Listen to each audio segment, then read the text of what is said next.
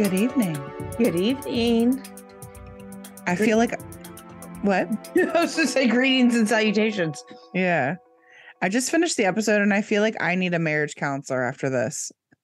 It's a little, it's like a little bit a lot, right?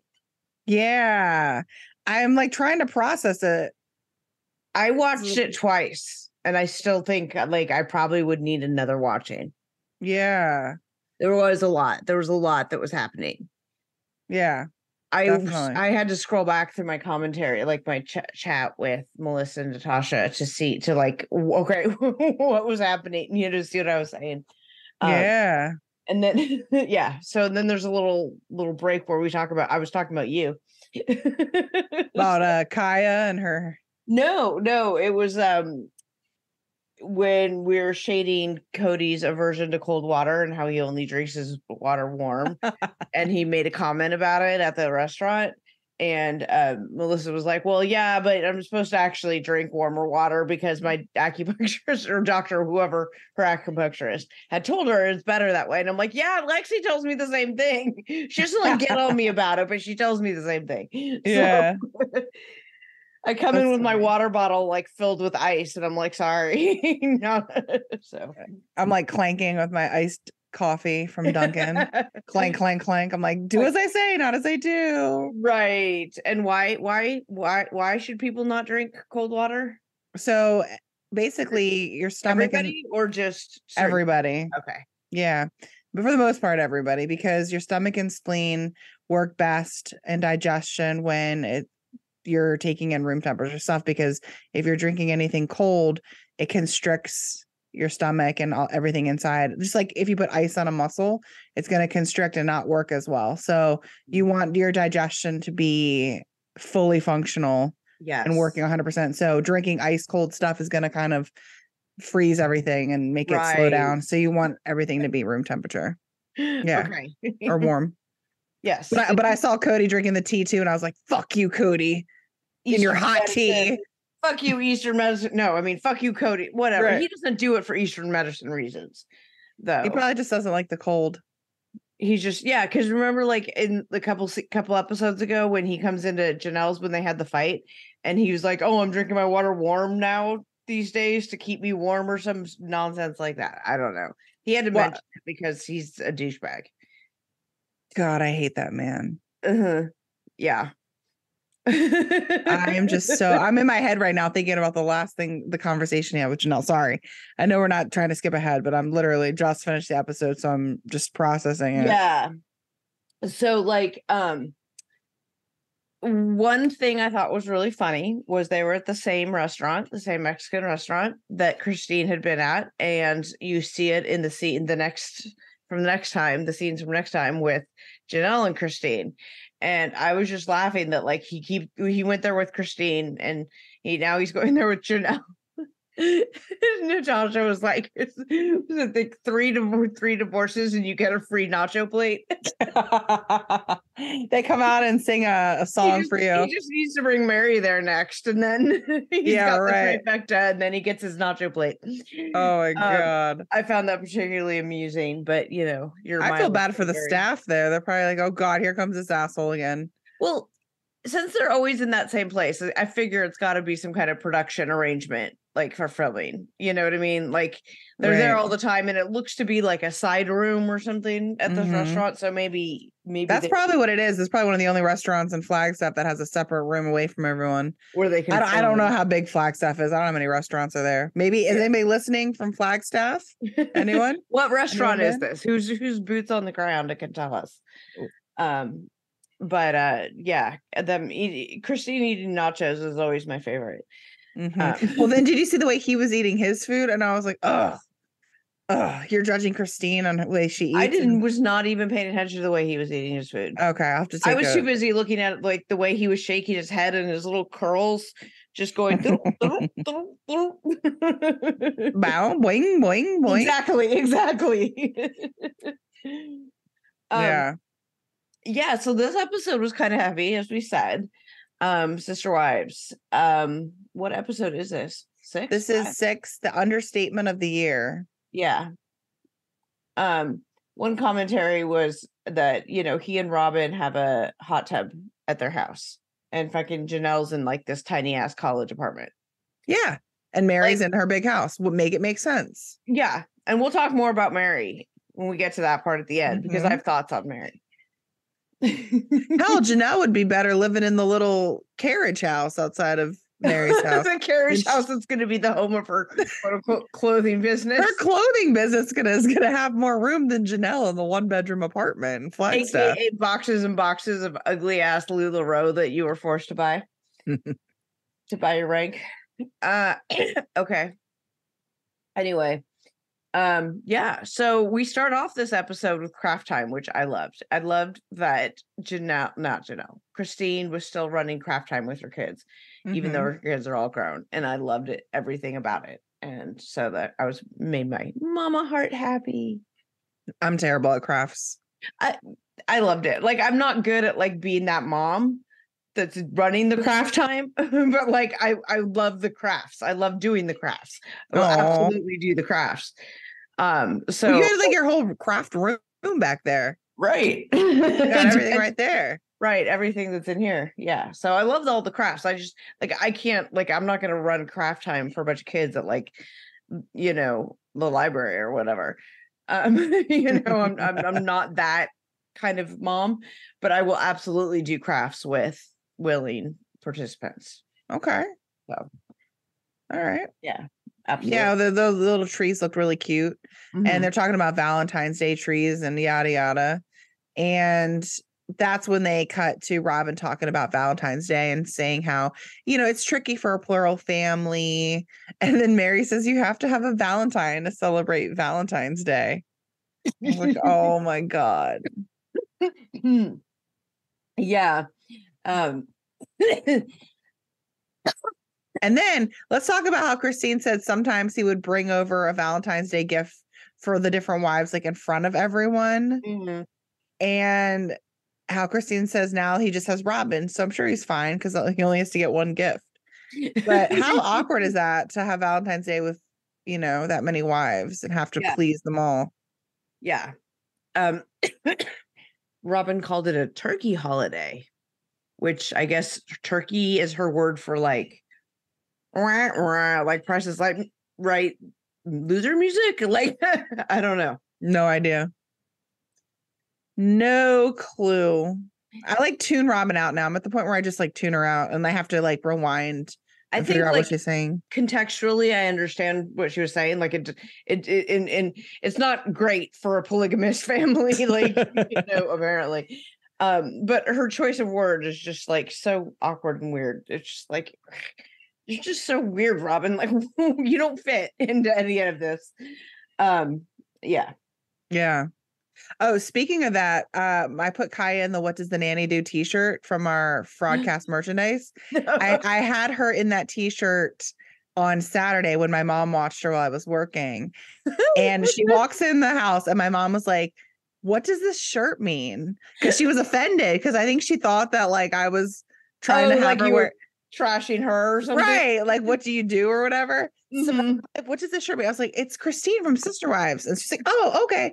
So what does this mean? I had to explain it all to her. I was like, no, Mom, don't be offended. No, about you. I was like, it's a thing. It's on the show. And she's like, what? I'm like, just don't worry about it. It's not funny. It's not funny, obviously, to you. So, but anyways, I thought you'd get a kick out of that. Yes. Okay. During this conversation, when they're talking about they're doing the art and this whole conversation, how much you got Tony, the husband of, I can't remember who he's married to, McKelty, yeah. Tony, who's just like reeks of ladies' man all over him, talking about trying all the ice cream flavors and twice and then some. Yeah. Before he married her. Like, what? I don't believe that at all.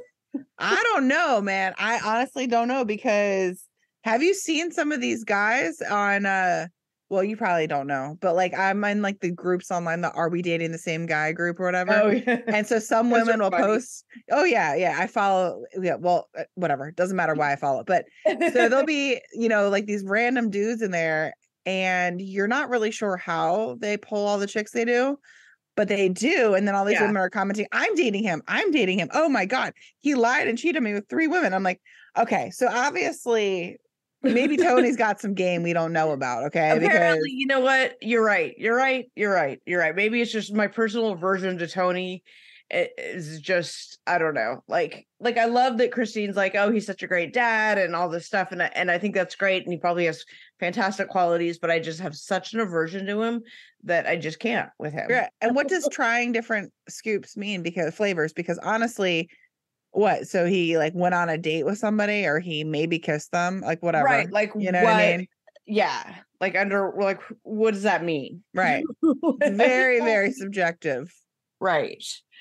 But Christine was adamant that she was not needing to try all those things. But so, okay, this was an interesting point, though. She has this whole, like, the insight she has into herself is so great, too. So she's talking this whole time about, like, going on dates and, like, what if she's only ever kissed one person? And what if she's a terrible kisser and she was with somebody who wasn't attracted to her? And how you could understand why that makes her, like, scared to go out there. And I'm like, oh, my God. Like, she's, like, 50 years old and worried about if she's a good kisser. Like, Yeah. you know, that's the stuff I worried about when I was 16, you Yeah. know? Well, and I feel like she's been in an emotionally abusive relationship for 20 some years because obviously she's known that a guy doesn't like her and he treats her like shit. And he probably tells her in ways that he isn't attracted to her without even saying it over the many years. And he's obviously telling other sister wives he's not attracted to her, as we found out later. Though. He's told her to her face. Yeah. He's not attracted to her. So, I mean, she's being victimized almost. And her commentary about like not wanting to be married, not wanting to show her children that that's okay. Right. That it's okay to treat somebody like that. And I think that is such good wisdom because, you know, there's so many people like, oh, we want to stay together for the kids and stuff. Well, what are you showing the kids exactly? Exactly. You know, like what, like I get you want to support the kids. You know, if the kid, it should be all about the kid, what's best for the kids. But what is that? Is it being in this marriage where you're yelling and screaming or you're being treated like shit and you're being verbally abused and your husband is daddy's not showing affection to his wife and love. Right. What are you willing to put up with and all this stuff? So she made that calculation and said, no, like I made the choice to leave because that's not okay with me to show that. And not only that, but she said she's going to find somebody that's bald with tattoos because they will look nothing like Kody. I loved her description. Like a big bald motorcycle guy with tattoos. And I'm like, oh, that's Lexi's guy. Like, that's Lexi's ideal guy. No wonder they like the same guys. Okay, I get it. Yeah. I get it. Yep. That's the old me, the new me. What is the new me? Not like anyone. Anyway, just okay. We're on a break. Yeah. Okay. So I like how Christine said she wants to be classy. When she decided to leave her marriage and the church, she wanted to do it in a classy way. And looking back on everything, we saw how she exited, right? She knew everything she was going to say. She was calm, collective, didn't argue, didn't anything. She literally held her head up high. And like she said, she was going to do it in a classy way. And she did all that work. She did all that internal work and stuff to know that he was going to say and do these things. And it wasn't about that, you know, for her. And she knew to expect it. Like she had done so much work that she was able to just go through all of that with grace, the grace that she did. It's like, she needs to write a book and teach a class. Definitely. And what was really great was she had the support of her kids. She said they were extremely kind and supportive throughout the whole process of her leaving and just everything in general. Right. And then we see Janelle talking about how in the past her and Kody have fought and nothing would ever get resolved after arguments. And they would just kind of carry on with their lives. But that wasn't going to work for her anymore. It just wasn't. Yeah, she was saying that she was just so used to just sort of dropping it and just like, you know, not having the resistance, you know, and I think because it's just like non-confrontational. Yeah. And it's just like after a while, you just don't want to have the argument anymore. So you just don't I get that. I've been there. I get it. You know? Yep. Yeah. They were like cutting left and right because then we see Meri talking to her friend Jen about the bed and breakfast. And how one of the guests left a pillow with a picture of Meri and her mom on it, which was sweet. Which was very sweet. And then I was laughing because, and that made me like a bad person, because I was like, oh, Mary's the mom that said that you shouldn't have pierced ears, because if God wanted you to have holes in your ears, he would have put them there. That was the justification where their whole don't have pierced ears thing came from. It was from Meri and mom. But I mean, like, not that it makes her a bad person. Like, I don't know. There's probably other things that make her a bad person, not her earring stance. Well, while you were thinking about that, I was thinking about, what does Meri's mom think about her son-in-law, Meri's sister's husband, the one that we saw in the last couple epissodes? Oh, the other one? Yeah. The one, Kody's clan of brotherhood. Kody and the Angries. Yeah. The cross-eyed one. Just say it. Just say it. I can't say it. You say it. I can't say it. The cross-eyed one, poor guy. You can't help it, I'm sure. But yes, the cross-eyed guy is married to one of Meri's sisters. God, I don't. I just.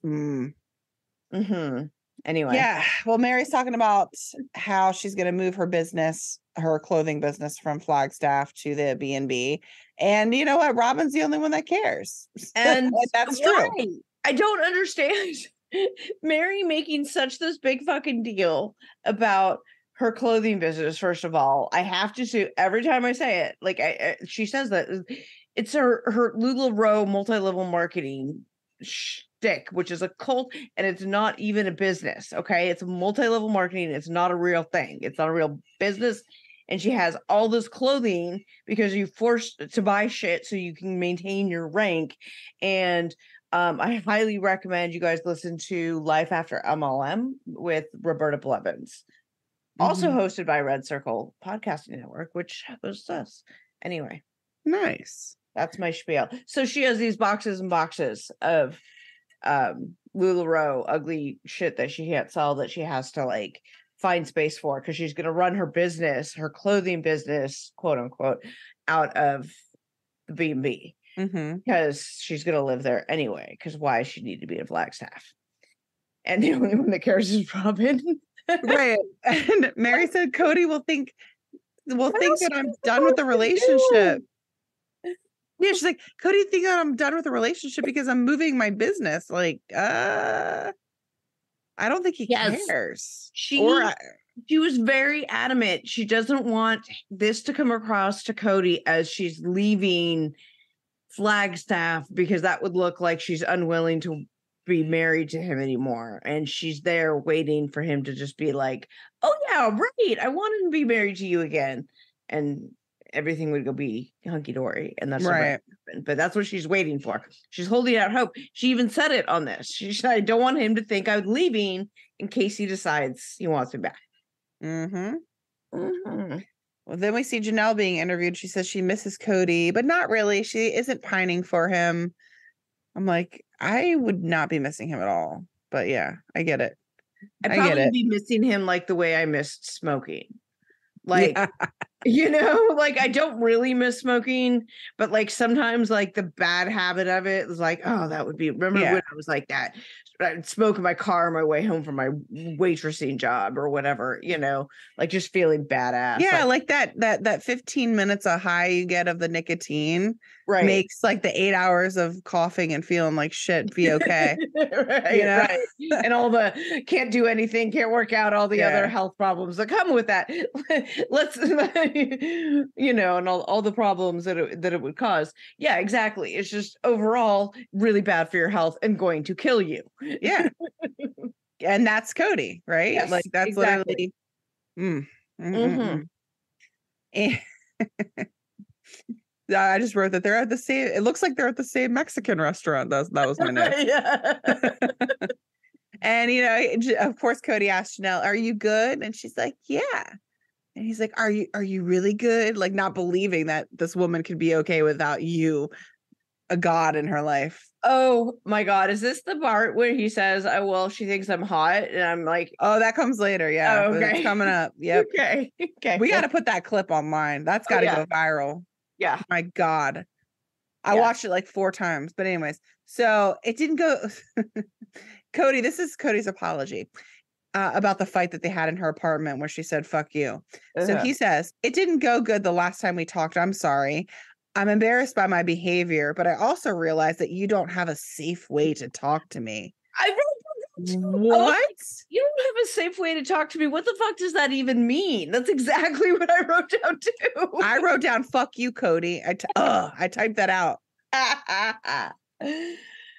Yeah, and she's just like, whatever, I'm well past that at this point. And this is where we had our conversation about the cold water versus because this fucking pansy acid is a version of cold water. But then we're like, yeah, well, both of our acupuncturists told us not to drink cold water. So, and we trust Eastern medicine. So, but that's not why he's doing it. No. And I was or like, is it? I don't Lexi know. every week. She treats me every week. Fuck you, Kody. And then this is where they talk about, he talks about the separation. They've been separated a couple times before, but he always thought it was because she needed a break from the sister wives, not from him. What in what world? What on earth? Are you on Earth 2? And we're no. Like, what's happening? No, Cody's in his own planet. Like in Kody world, when your wife leaves you, it's not leaving you. It's leaving your sister wives. Yeah. I know. This man has no business in a monogamous relationship. In fact, I think these women did better off being married to him and separate than him having any one relationship with any of them except for Robyn. Do you know what I mean? Like he like if he were to marry just Christine for their lives, like poor Christine would have been even more traumatized. He was able to spread out his idiocracy and his to the point where like him not being with them 24/7 may actually have been beneficial to them. I mean, them not being with him at all was not beneficial, but I'm saying right.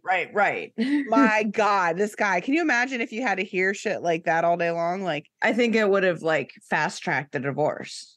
Yeah. You talk about like you talk about a narcissist, like changing the narrative. Like if you only have to be around him, if you're splitting time, that's different than living full time with him. So yeah. He's literally changing in his head, changing the narrative, what really happened. And I get like in arguments, there's, his side, her side, and the truth. Like, right. I get that. Yeah. But he's like not even like on the same. Right. Like not even on the same planet because we've talked about this before. Like you have to at least be operating from the same set of facts. Like we both have to be saying, okay, well, today is Monday. Like we have to agree that today's Monday. Now we may agree, disagree on the weather outside. Well, it's warm for September. No, it's cold for September. Whatever. But we have to agree that it's Monday and it's, late at night. Right. We have to agree on the basic facts. He doesn't have those same agreements. Right. And you can't have those discussions as Janelle points out. She's like, what? I don't like, where's the disconnect when, you're saying one thing and he's just off on another planet. She's like, there's just doesn't make sense. And it's because he's operating from a completely different set of facts that he's constructed in his head with Robyn. Like they have their entire narrative about their victimhood and all this stuff. And it's not accurate necessarily. Right. Not, Well, and then because we then see a clip of their fight again for the 200th time. Right. And it's the scene where Kody's saying, I don't remember exactly what Kody was saying to her, but Janelle said, you didn't see the boys. You don't want to see the boys for Christmas, yada, yada. And then he's like, and now you're gaslighting me. You're literally gaslighting me. He literally said facts. You don't want to see the boys. Like you said, you don't want to see the boys because they wouldn't apologize. And he's heard that into her gaslighting him, her preventing him from seeing the kids, her driving the wedge. Like, where are you getting any of this from? And then fast forward that to this conversation they're having where he's like, where Janelle tells him, like, you didn't call Savannah for 6 weeks. You didn't call her on Christmas. You didn't talk to her. And he was like, all flustered, right? Right. I have it up on my Instagram. So you can see, he's completely delusional. And he blames the women again. He goes on about how somehow he says something in Kody language, which I don't know. Yeah, these are my notes. Separate me from the environment where I know my kids.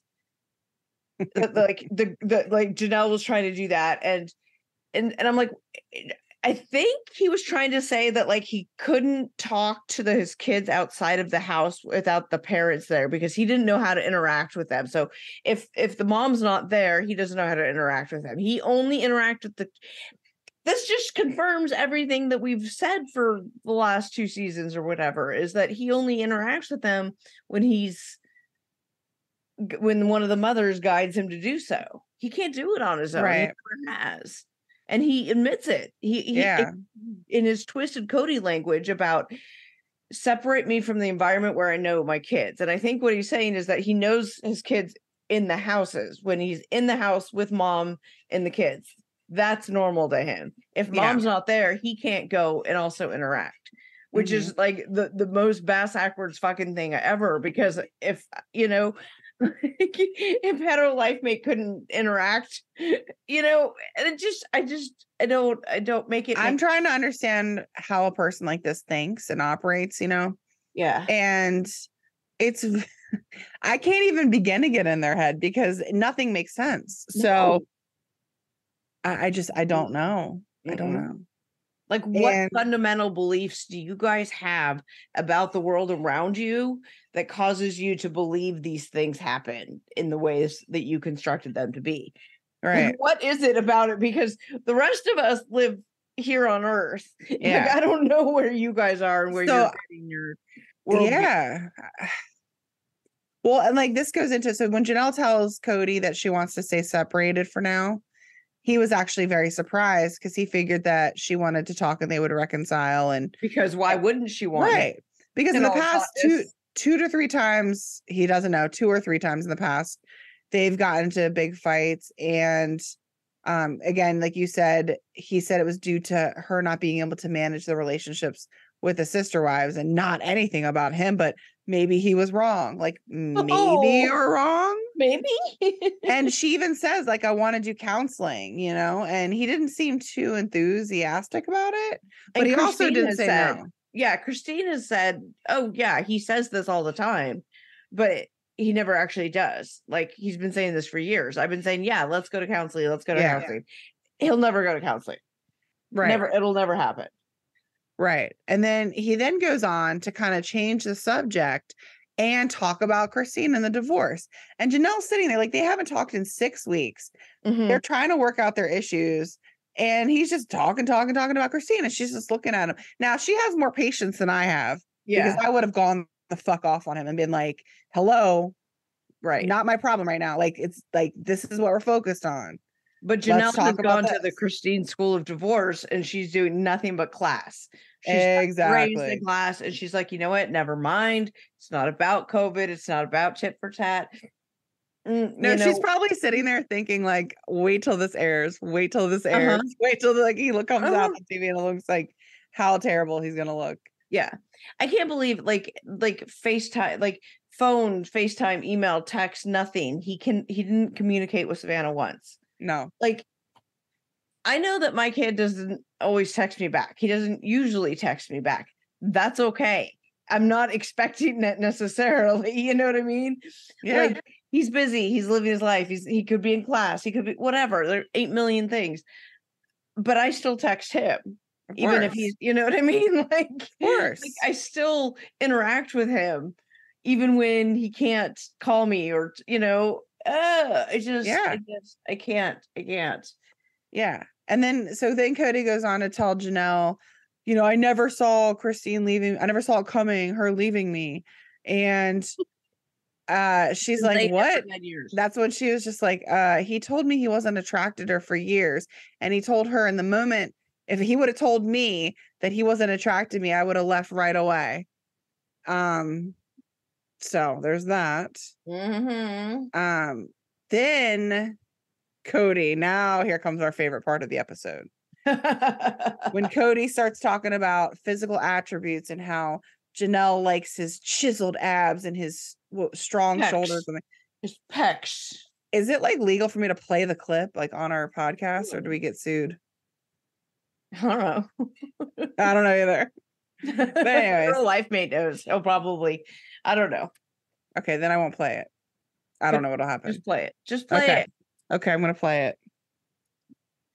Because I mean, it's just something that like, you just have to hear, you know? I think she thinks I'm hot. Nice pecs, great six-pack abs. But that's all she's interested in.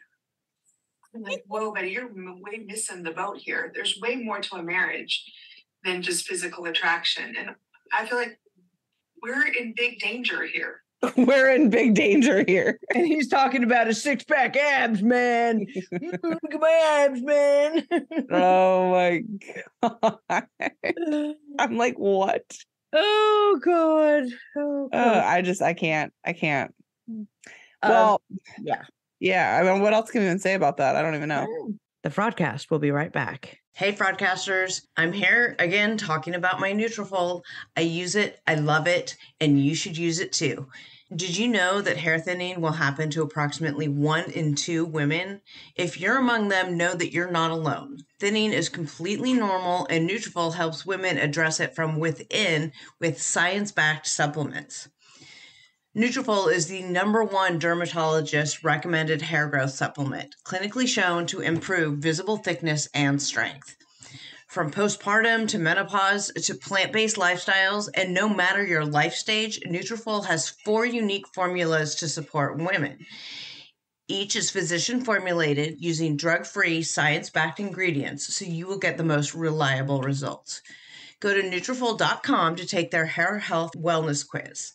Identify causes of your thinning hair, and Nutrafol will give you a personalized plan for better hair growth through their whole body health approach. Nutrafol supports healthy hair growth from within by targeting root causes of thinning: stress, hormones, environment, nutrition, lifestyle, metabolism, through whole body health. Nutrafol is now available in a vegan formula. Their newest supplement is formulated for women ages 18 plus with plant-based lifestyles who are experiencing signs of hair thinning. In a clinical study, 86% of women reported improved hair growth after taking Nutrafol Women's Hair Growth Supplement for 6 months. Take the first step to visibly thicker, healthier hair. For a limited time, Nutrafol is offering our listeners $10 off your first month subscription and free shipping when you go to Nutrafol.com and enter the promo code FRAUD. Find out why over 4,000 healthcare professionals recommend Nutrafol for healthier hair. Nutrafol.com, spelled Nutrafol.com, promo code FRAUD. That's Nutrafol.com, promo code FRAUD. Hey, Fraudcasters. You guys already know that I love my SKIMS. It all started with their Fits Everybody collection, which is the softest underwear ever, and my favorite, the Fits Everybody t-shirt bra, which I now have in multiple colors. I was seeing their cotton loungewear all over my feed, so I had to see for myself what the hype was about. I am an absolute sucker for a good cotton, soft loungewear set. And let me tell you, these did not disappoint. They are the cutest, most flattering sets you will find ever. SKIMS is creating the next generation of loungewear for every body. I am currently wearing my most favorite from this collection, which is the boxers and the tank top in this beautiful kyanite color. This is so soft, and especially in the summer and with me and my MS and always being hot, this cotton is so nice and cool against my skin. I just love it. It's this great fabric, and I'm absolutely just in love with this new cotton collection. This is SKIMS' most tagged collection. It is made with a classic cotton fabric for the most comfortable everyday wear. It's made from ultra soft and natural fibers. The cotton collection features elevated lounge pieces designed for comfort indoors or outside. Whoever said loungewear was only for inside the house hasn't tried SKIMS. Available in sizes double extra small up to size 4X. So believe the hype. SKIMS has over 100,000 5-star reviews for a reason. The cotton collection and more are available now at skims.com. Plus, you get free shipping on orders over $75. After you place your order, be sure to let them know we sent you. Select podcast in the survey and select our show, The Fraudcast, in the drop-down menu that follows. Hey, Fraudcasters. Now that we're in the thick of summer, you, like me, might be looking for some wholesome, convenient meals to support your sunny, active days. Factor, America's #1 ready-to-eat meal kit, can help you fuel up fast with flavorful and nutritious ready-to-eat meals delivered straight to your door. You're going to save time, eat well, and stay on track of reaching your goals. Are you too busy with your summer plans to cook, or it's too hot, or you're running around and you want to make sure you're eating well, but don't just want to eat your kids like leftover chicken nuggets? With Factor, skip the extra trip to the grocery store, the chopping, the prepping, the cleaning up too, all of that. Skip all of that while still getting the flavor and nutritional quality you need. Factor's fresh, never frozen meals are ready in just 2 minutes. So all you have to do is heat them up and enjoy, and then get back outside and soak up that warm weather. Are you looking for delicious, calorie-conscious options this summer? Try delicious, dietitian-approved calorie-smart meals with around 550 calories or less per serving. This personally is the plan that I'm currently using, and I love it. They're extra flavorful, they're really good, and I know I'm getting good, healthy, quality food, and then I can get back to work. I work from home, and it's just me right now. So these are the perfect meal for me for lunch or for dinner. If it's just me for dinner and I don't have the kids and I don't have the husband and all of that, these are so perfect. I don't have to cook. I don't have to worry about cleaning. I don't have to shop. I have my healthy, calorie-conscious meals ready to go right in front of me. So this July, get Factor and enjoy eating well without the hassle. Simply choose your meals and enjoy fresh, flavor-packed meals delivered to your door, ready in just 2 minutes. No prep, no mess. Head to factormeals.com/fraudcast50 and use code fraudcast50 to get 50% off. That's code fraudcast50 at factormeals.com/fraudcast50 to get 50% off. And now back to the Fraudcast. Okay, Kody in your delusional world. Right. So then Robyn starts talking, God help her. And she's God help us all.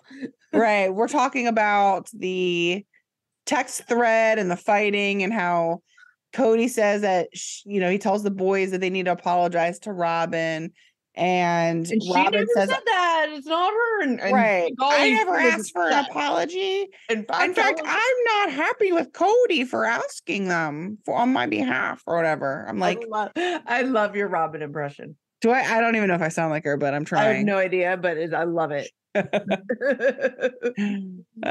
God, I just can't stand her. Yes.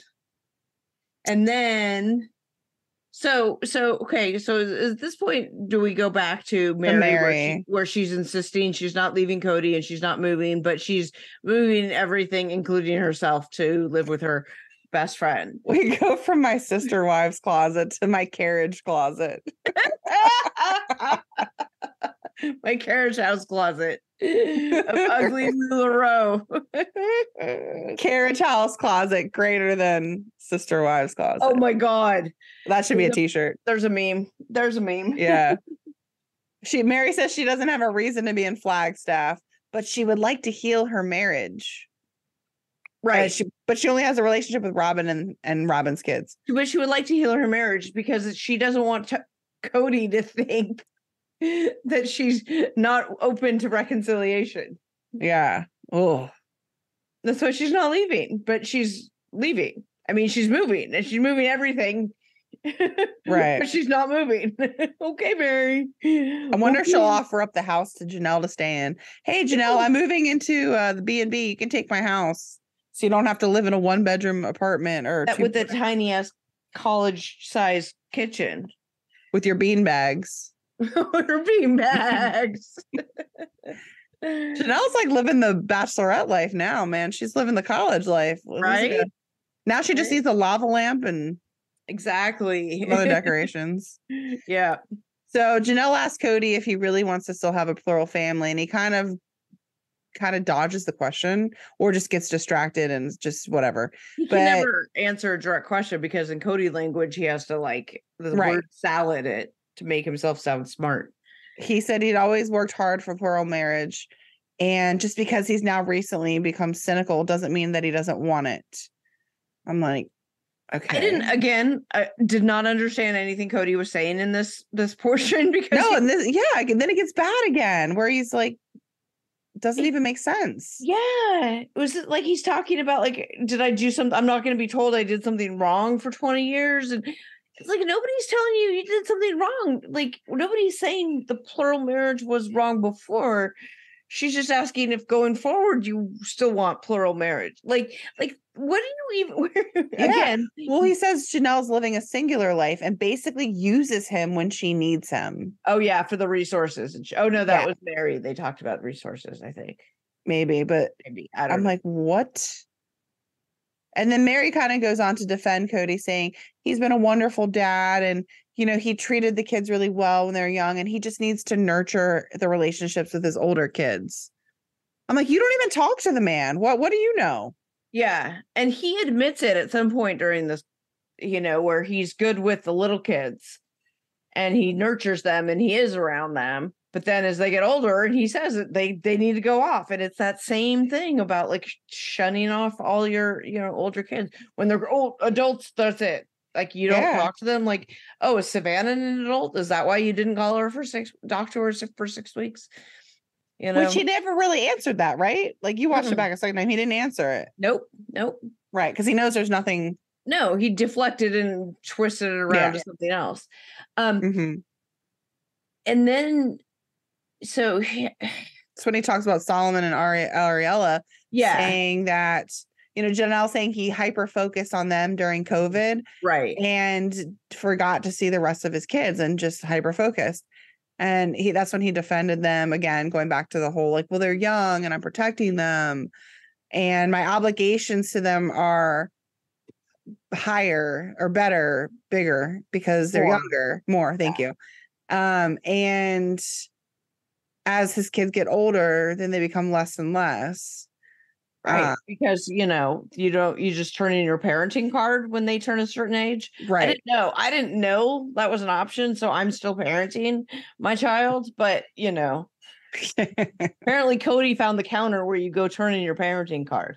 Cody's got to be careful because when he gets old, they're going to put his ass in a nursing home and they're not going to visit him. They're going to probably toss him out on the street. For like he's going to have no one. State-funded nursing home. No money. Like, nobody's going to check on him. He's going to get bed sores. Maybe. Hopefully his penis falls off. I don't know why or how, but I'm just saying. Well, like chlamydia and shit runs rampant in nursing homes. Oh my God. In retirement communities too, where my mom lives, it's has like the highest STD rate among retirement communities. Right, because nobody's using any kind of protection because nobody's going to get pregnant, right? And let me tell you, those people, they're at a whole nother level now. Uh-huh. Mm-hmm. Yep. Yeah. Anywho, can we talk about plural monogamy? Another new word.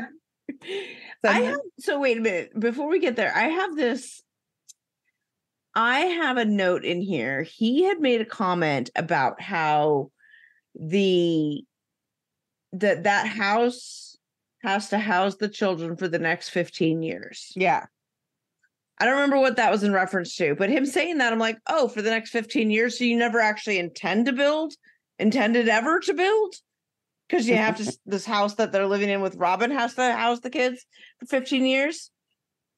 I just impeach his ass with that statement alone right there. Yeah. Sorry, litigator. I don't know. Anyway, okay.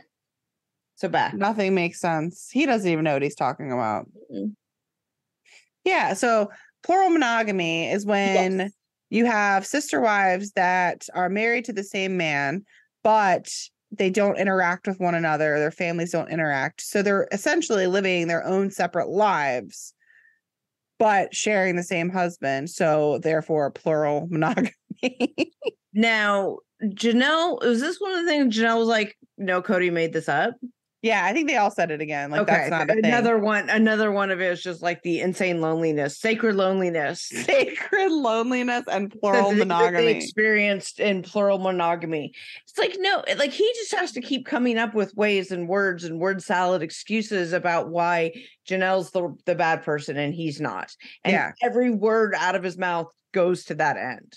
Mm-hmm. And it just keeps going and going and going and going. Yeah. And what really hurt me too is when Janelle very patiently, kindly, nicely said to him, I need to have, separation from you because I need time to really think and focus when you're not around. I have to think about my finances. I have to think about everything. There's a lot going on. And you being present in my life is a distraction. And that is the most wonderfully worded thing she Right? however she said it was like beautifully worded. It was said in a very calm manner. And any sane person would have taken that and said, I understand. I understand what you need. I'll give you the space and time to think. You let me know. Right. And instead, he gets defensive and is basically like at the very end said, Janelle, when he was being interviewed, said Janelle is enjoying her freedom and independence too much and wants to remain separated. And his thinking is taking that as like she wants her freedom. She doesn't want to be with me. She's going to use me for my money and my finances and my whatever. Right. Completely twisted around her needing space to think and like come up with what she wants to do as, oh, well, she's using me and she's enjoying her freedom. I'm like, what? That's where I was most pissed off, I think, out of everything today. Like seeing him though, like being like shocked that she didn't want to reconcile and him being like, what? And him being so shocked about it. Like, Yeah. like that was kind of nice, He's so used to these women kissing his ass and sucking up to him. Well, and then so, Christine goes and then it's like, whoa, shit. And now Janelle's ready to go. And you've got Robyn, the enabler. So like he has this behavior and she completely enables it by, like getting a nanny. So God forbid he doesn't have to babysit his own children. Right. And so he doesn't have to be bothered with that.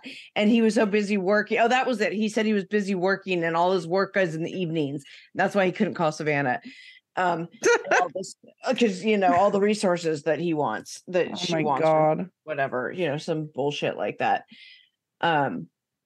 Anyway, I just thought of like sacred loneliness being something that he can look forward to in the end when he has no kids by his side, no wives by his side. Maybe even Robyn will get tired of it. Who knows, of his madness, but he's pushing everyone away. But see, so she is enabling him. She does the thing. She gets the nanny. She puts him on the pedestal. She follows his COVID rules. She does all the things that show the respect and everything to loyalty and respect. The loyalty, hustle, loyalty, respect. Would we John Cena here? Like, yep.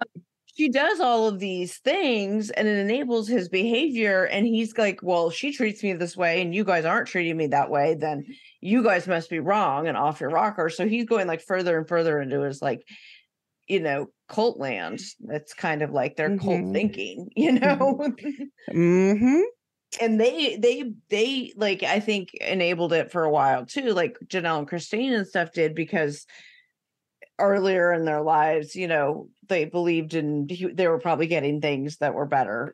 He was treating them better than he was. Maybe, later. but it sounds like he's been breadcrumbing them their entire marriages, though. Yeah, from gifts to like just all the little things that that are coming out now. Yeah, but when you're not used to anything else and you've never been in a healthy relationship, you see those things as yeah, like good thing. You don't see it. At the beginning, she's like, I've only ever kissed one person who doesn't like me. I've only ever had sex with one person. Well, I mean, she would never use that word. Right. But, right. That, had a full scoop of ice cream with one person, who wasn't attracted to her. Like, she's totally nervous and scared to get out there. And I can't say I blame her. No, it's very brave of her at 50 years old after being conditioned to thinking relationships and you have to be a certain way and that. Yeah. I don't know. Like, and then being able to step out. Her fiance looks like he's great. He does. See, I think isn't he bald or he looks. Yeah, he's bald. Yeah, one of those kinds of guys. So I think she got her wish and it all seems lovely. I remember one, like, right. It was during like season 16 or something. It was before it was on the show that she had left, but she had actually left and people knew that she had left. And like she had tweeted or Instagrammed or something saying she didn't know how simple life could be. Yeah. And I was like, that just like says everything, you Definitely. know, about, well, you know, especially when you're married to a narcissist who continuously sparks drama and negativity and stuff. Like your life is not it gaslights you into thinking Mhm. that you're the crazy one right. for wanting your husband to be attracted to you. Like basic needs. I don't know. Communication, love. Yeah. Whatever. Yeah. Intimacy, which she said she never had. Right. Yeah.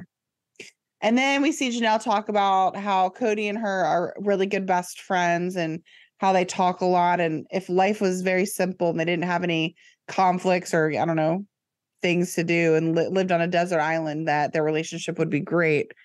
And I'm like, so would everyone else's. Like, like that's not how life works.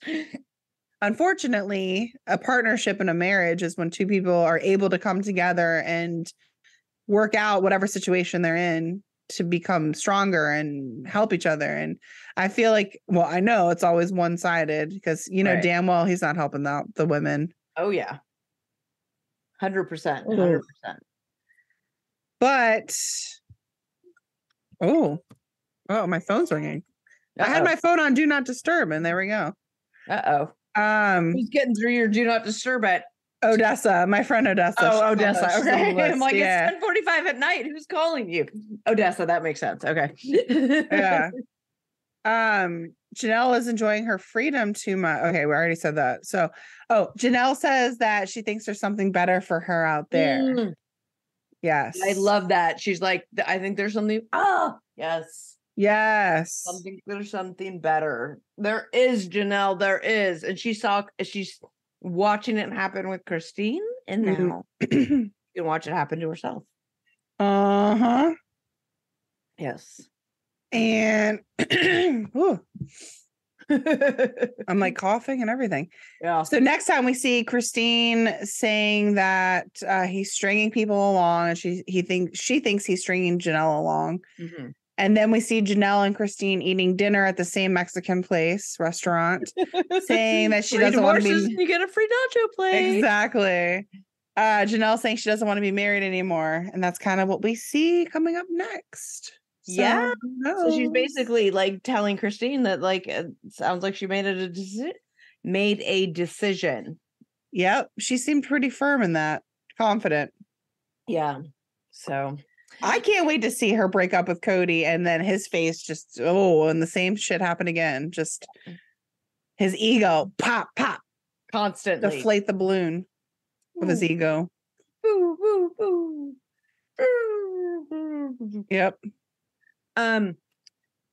You know what else started tonight? Below Deck Med.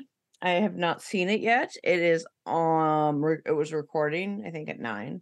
That will get watched at some point. So they were doing marathon of old, Below Deck Med, and it was like whatever season it was. It was the one where like the chef was like in a weird text battle with like the chief stew's boyfriend. I don't know if you remember that one. Like, there's Natasha, Natalia, and the chef was Dave, and there was some weird tension between them. And then I don't know. I remember watching it the first time and going, "This is all stupid. I don't care about some of these people." But there was like, the one Stu, the guy Kyle, I think his name was, who like hooked up with one of the guests. Oh yes, I do remember that one. It was that season, so I saw bits and pieces because it was on in the background while I was doing stuff. I vaguely remember that. I remember he was yelling in the street, "I love you," to the guests or something. Yeah. So I'm going to have to go back and watch that and see if that one had got a reunion and see what happened at the end, because I want to see the wrap up. Also airing, I think tomorrow, is the reunion for Below Deck Down Under. Oh, they are doing a reunion. Yeah, because I saw Daisy posting which outfit for the reunion post. Oh, on Instagram. Is it gonna be a live reunion then, or what do you mean? I don't know. Maybe. Interesting. Huh, I don't know. I think that's on tomorrow. I don't know. I've got to figure it out.